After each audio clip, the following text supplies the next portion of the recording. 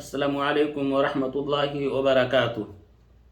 الحمدللہ وحدہ والصلاة والسلام علی رسول اللہ وعلی آلہ وصحبہ ومن والاه اما بعد۔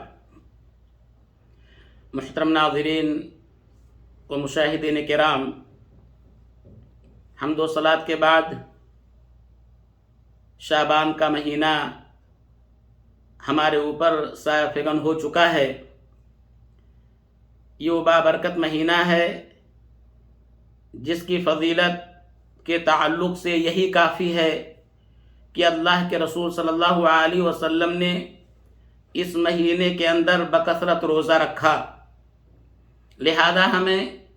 نبی کریم صلی اللہ علیہ وسلم کی اقتداء کرتے ہوئے،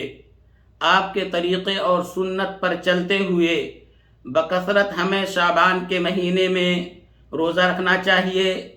بغیر کسی رات کو خاص کیے ہوئے عبادت کے لیے یا اسی طریقے سے بغیر کسی دن کو خاص کیے ہوئے روزے کے لیے بکثرت اس مہینے کے اندر روزہ رکھنا چاہیے۔ عائشہ رضی اللہ تعالیٰ عنہ بیان فرماتی ہیں، کان رسول اللہ صلی اللہ علیہ وسلم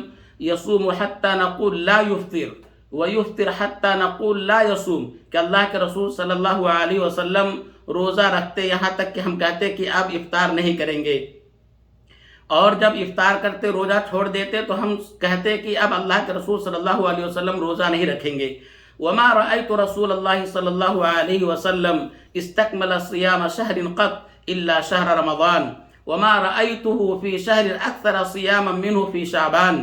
فرماتی ہیں عائشہ رضی اللہ تعالی عنہ کہ اللہ کے رسول صلی اللہ علیہ وسلم جس مہینے کا مکمل روزہ رکھا وہ رمضان کا مہینہ ہے، اور جس مہینے میں سب سے زیادہ اللہ کے رسول صلی اللہ علیہ وسلم نے روزہ رکھا وہ شعبان کا مہینہ ہے۔ یعنی معلوم یہ ہوا کہ اللہ کے رسول صلی اللہ علیہ وسلم شعبان کے مہینے میں بکثرت روزہ رکھا کرتے تھے، اور اس کی حکمت کیا ہے، اس کی حکمت اس کے اندر کیا ہے روزہ رکھنے کی؟ اسامہ بن زید رضی اللہ تعالیٰ عنہ بیان فرماتے ہیں، کہتے ہیں کہ میں نے نبی کریم صلی اللہ علیہ وسلم سے سوال کیا اور کہا ہے اللہ کے رسول صلی اللہ علیہ وسلم لم ارک تصوم شہرا من الشہور ما تصوم من شعبان، اے اللہ کے رسول صلی اللہ علیہ وسلم آپ شعبان کے مہینے میں جس قدر روزہ رکھتے ہیں اتنا کسی اور مہینے میں ہم نے نہیں دیکھا کہ آپ روزہ رکھ رہے ہوں۔ تو اللہ کے رسول صلی اللہ علیہ وسلم نے بیان فرمایا، ذاک شہر یغفل الناس عن بین رجب و رمضان وہو شہر ترفع فیہ الاعمال الی رب العالمین واحب ان یرفع عملی وانا صائم۔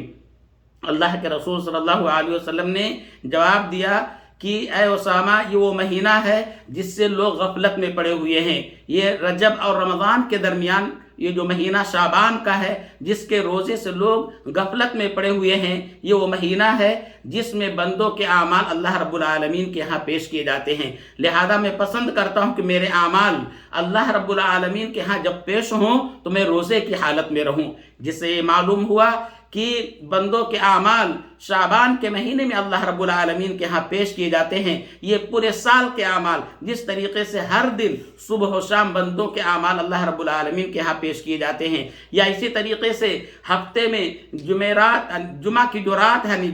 خمیس کے دن جمعہ کی رات میں اللہ رب العالمین کے پاس بندوں کے اعمال یا ہفتہ واری اعمال پیش کیے جاتے ہیں۔ لہذا سال کے اعمال شعبان کے مہینے میں پیش کیے جاتے ہیں، لہذا ہمیں چاہیے کہ ہم اس مہینے کے اندر بکثرت روزہ رکھیں جس طریقے سے اللہ کے رسول صلی اللہ علیہ وسلم نے روزہ رکھا۔ اللہ رب العالمین سے دعا ہے کہ اللہ رب العالمین ہم تمام کو اس مہینے کے اندر بکثرت روزہ رکھنے کی توفیق عطا فرمائے، آمین۔ وآخر دعوانا الحمدللہ رب العالمین وصلی اللہ علی نبینا محمد وعلی آلہ وصحبہ وسلم۔ والسلام علیکم ورحمۃ اللہ وبرکاتہ۔